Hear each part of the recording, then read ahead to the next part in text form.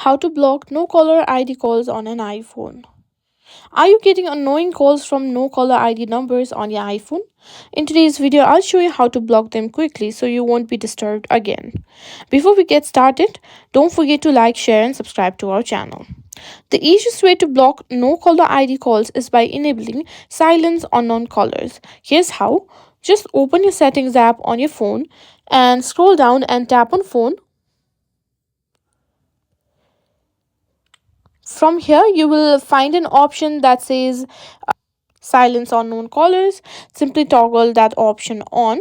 Now, any call from a no caller ID number will be silenced and sent to voicemail automatically. Now, if you want more control, you can use do not disturb mode to allow only contacts while blocking unknown callers. To do that, go back to settings, go to focus, simply tap on do not disturb, and under people, simply tap on allow notification from and simply tap on add people. Here you can simply allow calls from contacts. This will block no caller ID calls while still allowing calls from your saved contacts.